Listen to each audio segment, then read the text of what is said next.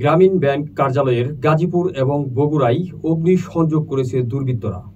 গাজীপুরের শ্রীপুরে গ্রামীণ ব্যাংকের একটি শাখায় পেট্রোল বোমা নিক্ষেপ করেছে দুর্বৃত্তরা। তবে এতে কেউ হতাহত না হলেও ব্যাংকের সাইনবোর্ড সহ গুরুত্বপূর্ণ কাগজপত্র পুড়ে গেছে।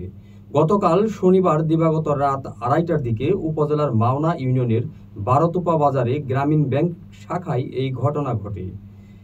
এতে সাইনবোর্ড ও গুরুত্বপূর্ণ কাগজপত্র পুড়ে গেছে। পরে আশপাশের লোকজন এগিয়ে এসে আগুন নিয়ন্ত্রণে আনেন। এদিকে বগুড়ার শেরপুর উপজেলার গড়িদহ ইউনিয়নের গ্রামীণ ব্যাংকের শাখার প্রধান ফটকের সাইনবোর্ডে আগুন দিয়েছে দুর্বৃত্তরা।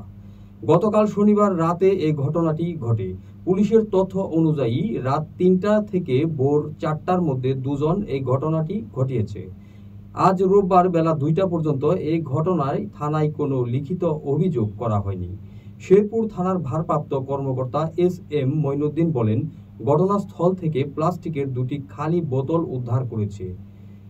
ধারণা করা হচ্ছে বোতলগুলো দাহ্য পদার্থ বহনে ব্যবহার করা হয়েছিল।